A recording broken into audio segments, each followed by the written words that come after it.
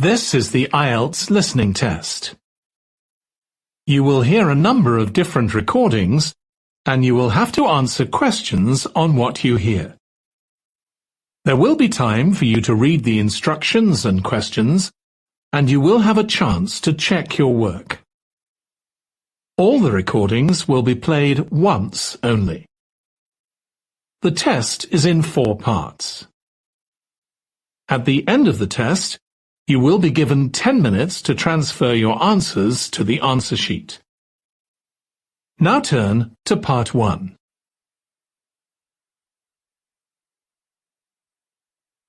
Part 1.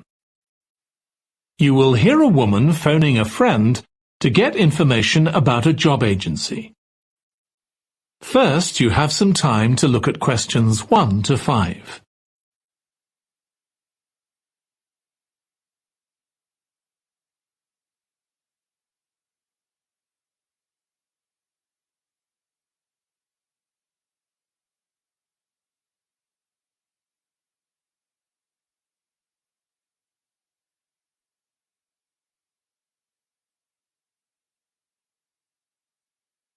Now listen carefully and answer questions 1 to 5.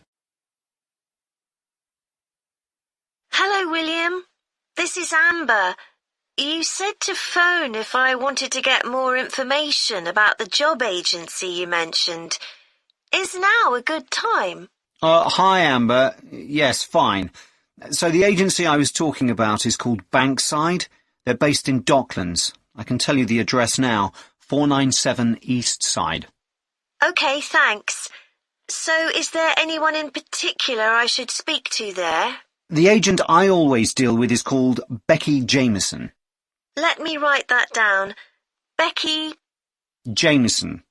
Jamieson.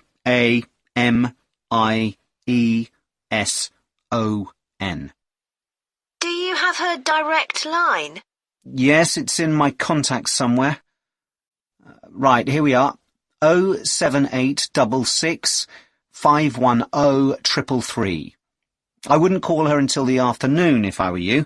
She's always really busy in the morning trying to fill last-minute vacancies. She's really helpful and friendly, so I'm sure it would be worth getting in touch with her for an informal chat. It's mainly clerical and admin jobs they deal with, isn't it? That's right.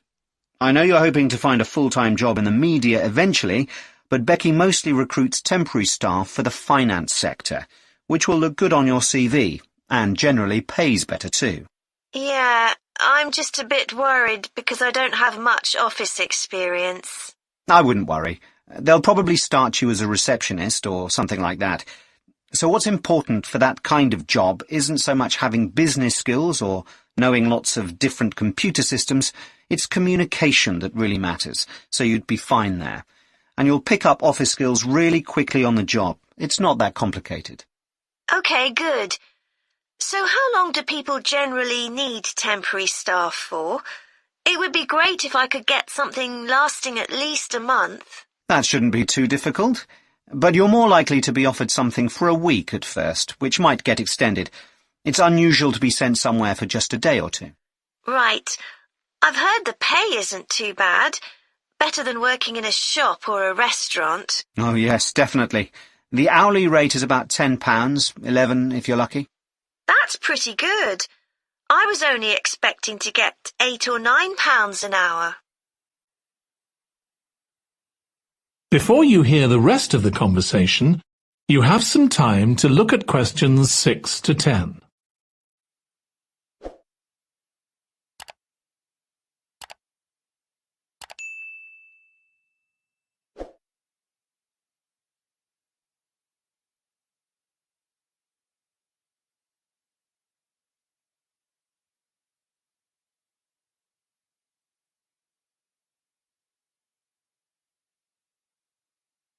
Now listen and answer questions 6 to 10.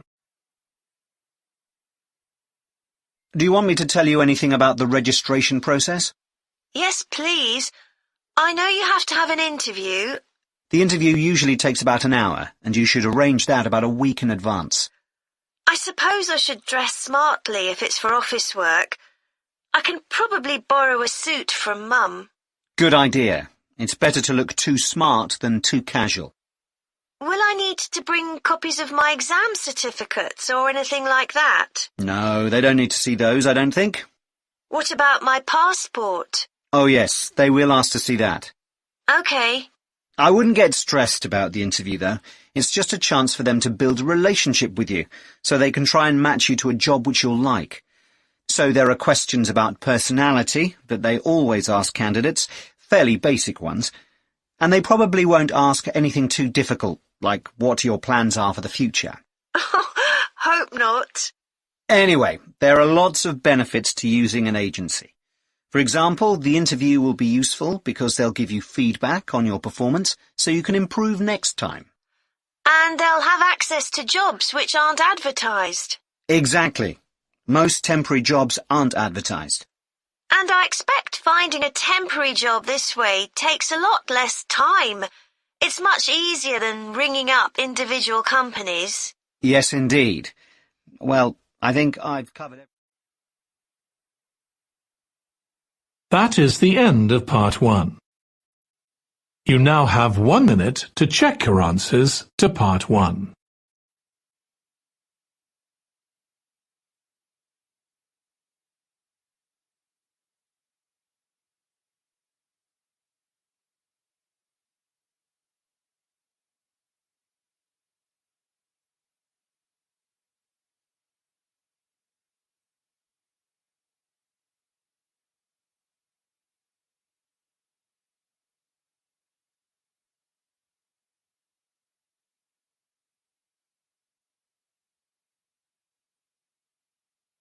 Part 2. You will hear a woman giving a presentation about a holiday on an island in Britain that her company organises. First, you have some time to look at questions 11 to 14.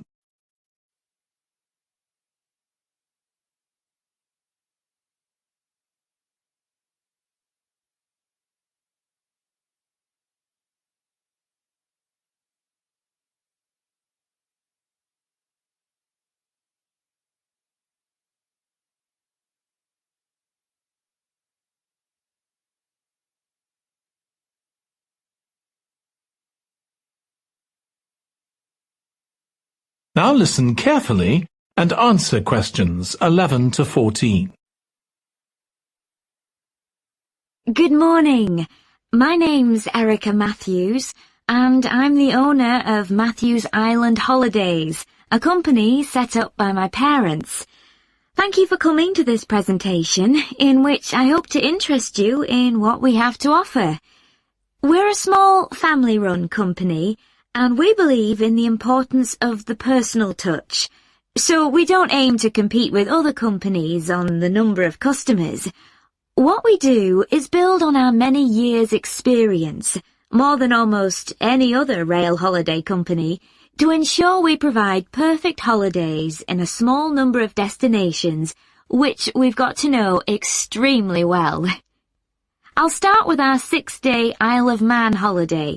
This is a fascinating island in the Irish Sea, with Wales to the south, England to the east, Scotland to the north, and Northern Ireland to the west. Our holiday starts in Heysham, where your tour manager will meet you, then you'll travel by ferry to the Isle of Man.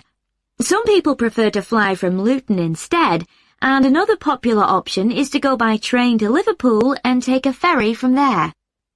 You have 5 nights in the hotel, and the price covers 5 breakfasts and dinners, and lunch on the 3 days when there are organised trips. Day 4 is free, and most people have lunch in a cafe or restaurant in Douglas. The price of the holiday includes the ferry to the Isle of Man, all travel on the island, the hotel, and the meals I've mentioned. Incidentally, we try to make booking our holidays as simple and fair as possible, so unlike with many companies, the price is the same whether you book 6 months in advance or at the last minute, and there's no supplement for single rooms in hotels.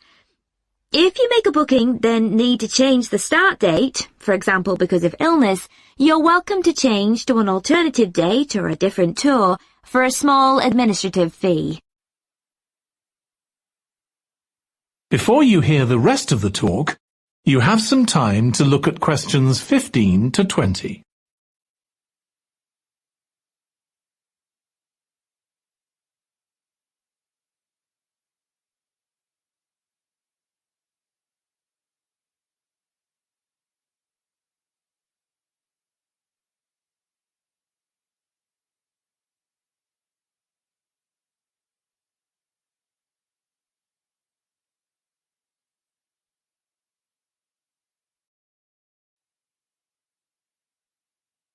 Now listen and answer questions 15 to 20. Okay, so what does the holiday consist of? Well, on day 1, you'll arrive in time for a short introduction by your tour manager, followed by dinner in the hotel. The dining room looks out at the river, close to where it flows into the harbour, and there's usually plenty of activity going on. On day 2, you'll take the coach to the small town of Peel, on the way calling in at the Tynwald exhibition. The Isle of Man isn't part of the United Kingdom, and it has its own parliament called Tynwald. It's claimed that this is the world's oldest parliament that's still functioning, and that it dates back to 979. However, the earliest surviving reference to it is from 1422, so perhaps it isn't quite as old as it claims. Day 3, we have a trip to the mountain Snaefell. This begins with a leisurely ride along the promenade in Douglas in a horse-drawn tram. Then you board an electric train which takes you to the fishing village of Laxey. From there, it's an 8-kilometre ride in the Snaefell Mountain Railway to the top. Lunch will be in the cafe, giving you spectacular views of the island. Day 4 is free for you to explore, using the pass which we'll give you. So you won't have to pay for travel on local transport or for entrance to the island's heritage sites. Or you might just want to take it easy in Douglas and perhaps do a little light shopping.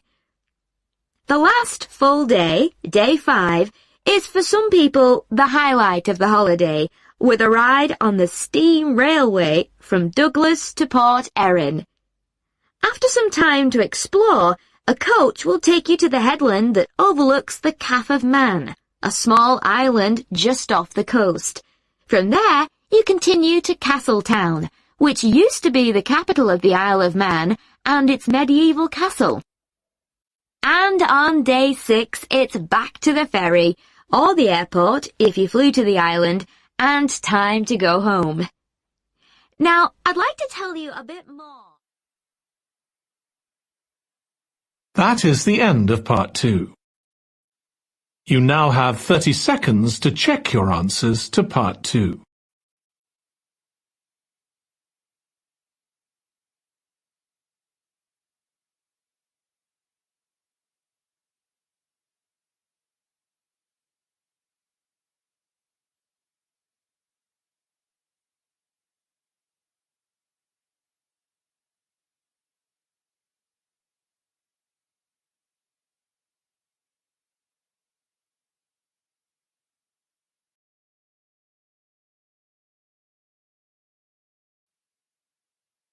Part 3.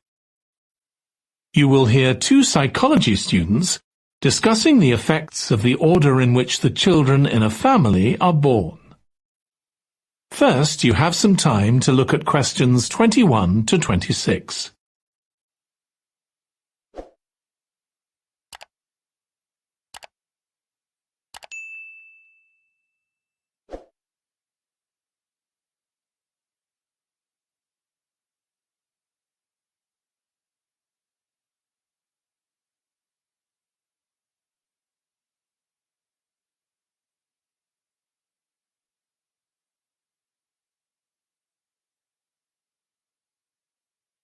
Now listen carefully and answer questions 21 to 26. Ed, how are you getting on with the reading for our presentation next week? Well, okay, Ruth, but there's so much of it. I know. I hadn't realised birth order was such a popular area of research. But the stuff on birth order and personality is mostly unreliable. From what I've been reading, a lot of the claims about how your position in the family determines certain personality traits are just stereotypes, with no robust evidence to support them. OK, but that's an interesting point. We could start by outlining what previous research has shown. There are studies going back over 100 years. Yeah, so we could just run through some of the typical traits. Like the consensus seems to be that oldest children are generally less well-adjusted because they never get over the arrival of a younger sibling. Right, but on a positive note, some studies claim that they were thought to be good at nurturing. Certainly in the past, when people had large families, they would have been expected to look after the younger ones. There isn't such a clear picture for middle children, but one trait that a lot of the studies mention is that they are easier to get on with than older or younger siblings. Generally eager to please and helpful, although that's certainly not accurate as far as my family goes. My middle brother was a nightmare, always causing fights and envious of whatever I had. As I said, none of this seems to relate to my own experience. I'm the youngest in my family, and I don't recognise myself in any of the studies I've read about. I'm supposed to have been a sociable and confident child who made friends easily, but I was actually terribly shy. Really? That's funny. There have been hundreds of studies on twins, but mostly about nurture versus nature. There was one on personality which said that a twin is likely to be quite shy in social situations because they always have their twin around to depend on for support. My cousins were like that when they were small. They were only interested in each other and found it hard to engage with other kids. They're fine now, though. Only children have had a really bad press. A lot of studies have branded them as loners who think the world revolves around them because they've never had to fight for their parents' attention. That does seem a bit harsh. One category I hadn't considered before was children with much older siblings. A couple of studies mentioned that these children grow up more quickly and are expected to do basic things for themselves, like getting dressed. I can see how that might be true, although I expect they're sometimes the exact opposite, playing the baby role and clamouring for special treatment. Before you hear the rest of the discussion, you have some time to look at questions 27 to 30.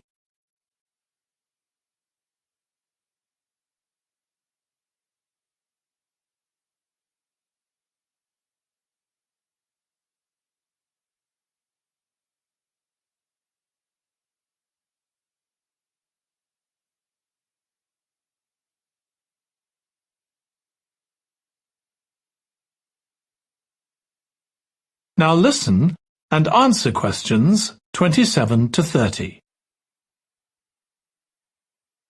What was the problem with most of these studies, do you think? I think it was because, in a lot of cases, data was collected from only one sibling per family, who rated him or herself and his or her siblings at the same time. Some of the old research into the relationship between birth order and academic achievement has been proved to be accurate, though. Performances in intelligence tests declined slightly from the eldest child to his or her younger siblings. This has been proved in lots of recent studies. Yes, although what many of them didn't take into consideration was family size. The more siblings there are, the likelier the family is to have a low socio-economic status, which can also account for differences between siblings in academic performance. The oldest boy might be given more opportunities than his younger sisters, for example. Exactly. But the main reason for the marginally higher academic performance of oldest children is quite surprising, I think. It's not only that they benefit intellectually from extra attention at a young age, which is what I would have expected. It's that they benefit from being teachers for their younger siblings by verbalizing processes. Right. And this gives them status and confidence, which again contributes in a small way to better performance. So, would you say sibling rivalry has been a useful thing for you? I think so. My younger brother was incredibly annoying, and we fought a lot, but I think this has made me a stronger person. I know how to defend myself. We had some terrible arguments, and I would have died rather than apologise to him. But we had to put up with each other, and most of the time we coexisted amicably enough. Yes, my situation was pretty similar. But I don't think having two older brothers made me any less selfish. I was never prepared to let my brothers use any of my stuff. That's perfectly normal, whereas sometimes... That is the end of part 3. You now have 30 seconds to check your answers to part 3.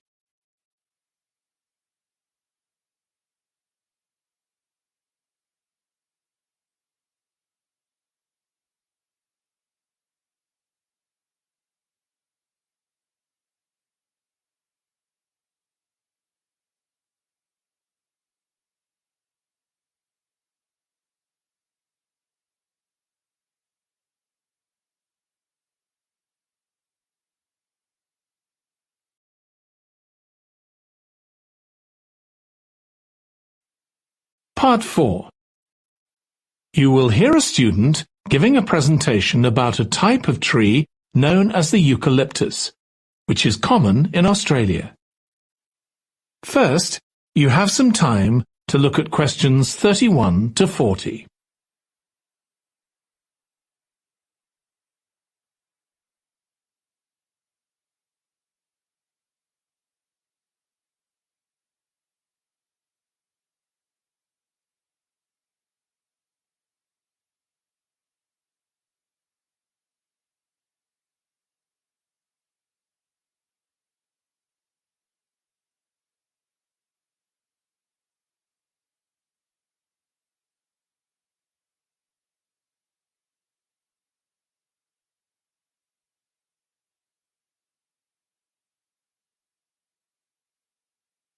Now listen carefully and answer questions 31 to 40.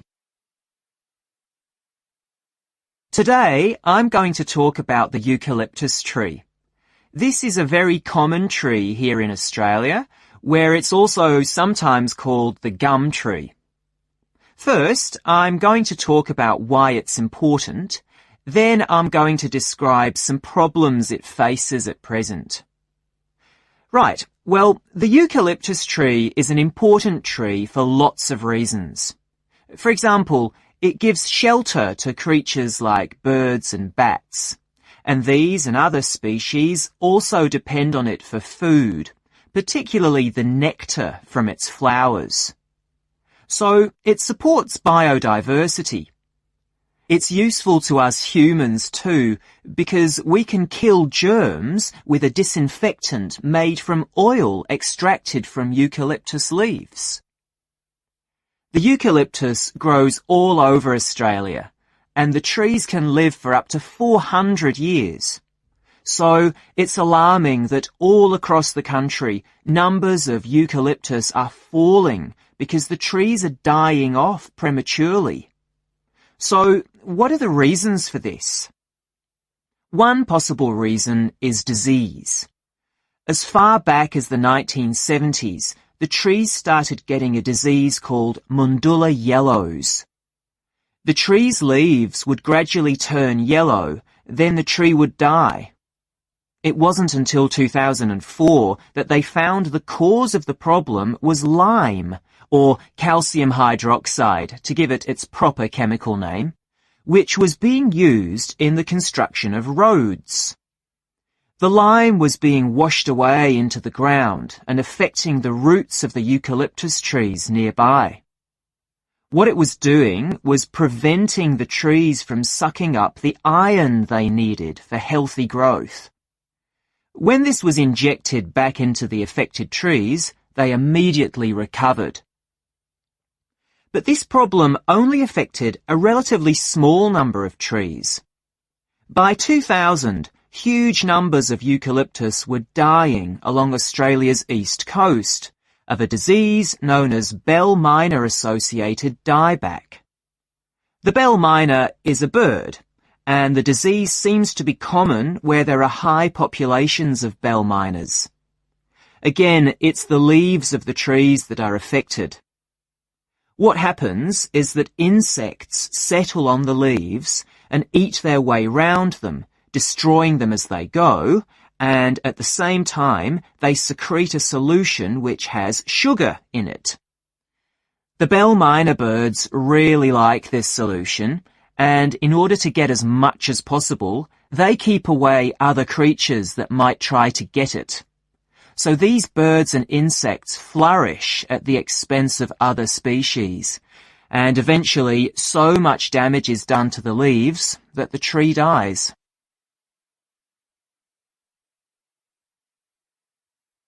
But experts say that trees can start looking sick before any sign of bell miner-associated dieback. So it looks as if the problem might have another explanation. One possibility is that it's to do with the huge bushfires that we have in Australia. A theory proposed over 40 years ago by ecologist William Jackson is that the frequency of bushfires in a particular region affects the type of vegetation that grows there. If there are very frequent bushfires in a region, this encourages grass to grow afterwards, while if the bushfires are rather less frequent, this results in the growth of eucalyptus forests. So why is this?